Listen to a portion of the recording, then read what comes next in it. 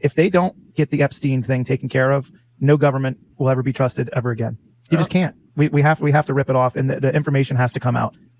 So Mike, you went to the high school where they were recruiting some of these kids, right? Yeah, right. And the numbers that they released in that whole thing was BS. I personally know one girl that recruited dozens of girls.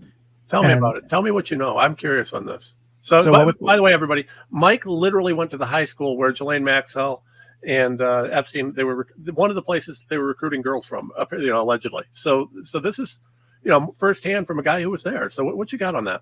So it would start off with, would you like to come to Palm Beach Island and shop on Worth Avenue? And, they were going after girls that weren't like the prominent cheerleader. They weren't like, families that were wealthy that, were crossing the line from Wellington, which is a well-known equestrian area.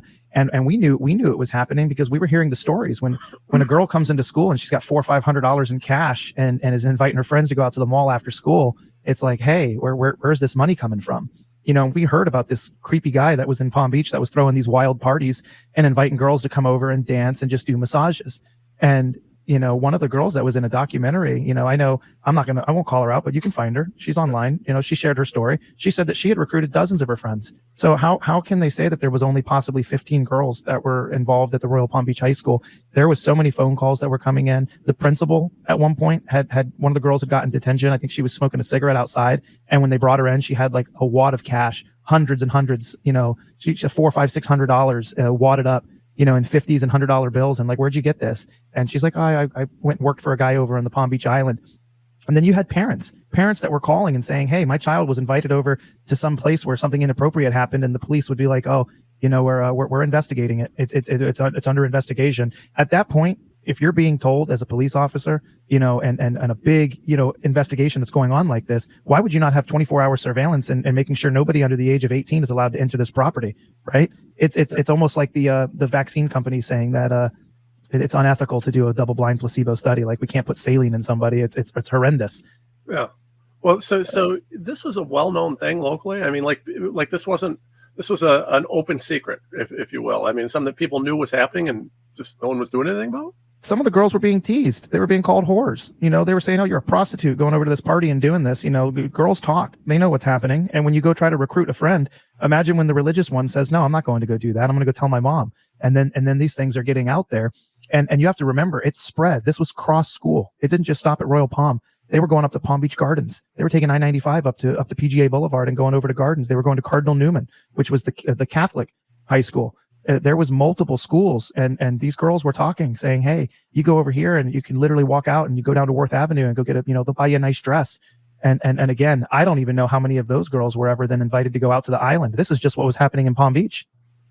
So this was local. And then, I mean, they were, some of those girls were going, I mean, this doesn't surprise me. This, you'd think this would have to be a major operation for them to get away with this the way that they did. I mean, I guess I don't know. I certainly don't know how you'd run something like that, but I mean, it seems like this would have to be a really big thing. I mean, yeah. Did you guys? I mean, this is at his Palm Beach estate? Is that what this is? Yeah, that's right. That's where it was. It was happening right there in Palm Beach. Wow. And did anyone ever do anything? I mean, what came of this? I mean, they just kept their eyes closed and mouth shut until such time as. I mean, what was there any official action that you know of? So, I mean, we only have what was released was that, there was just an investigation that was going on. And I believe that at one point they had, started interviewing people that were working at the house, like maids and things had gotten out there. But, if I could guess, it was probably one mom that was really, really PO'd. It was probably one mom that wouldn't back down, that couldn't be bought off. She couldn't be silenced. She wouldn't sign the non-disclosure. Kind of like the, Do you remember back in the early 2000s? Do you remember the Are You Up website? No, I don't remember that. What was that? So there was a guy, and he was using a hacker, and they were hacking into teenage girls and college girls. They were hacking into their phones and getting their private pictures, and then they were putting them up. It was like a revenge porn website.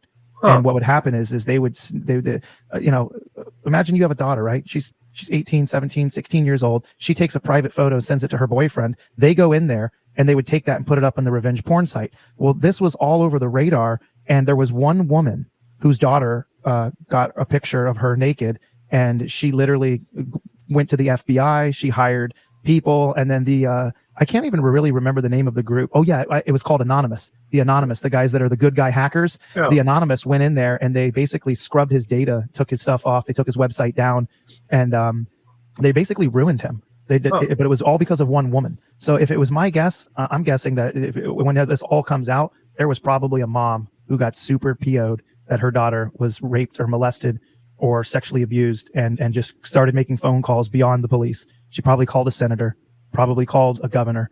And when they finally were like, all right, well, now it's past the police officer that was implicated. And I'm not saying that, as a lawyer, I can't, say that there was police officers that were indicated, but,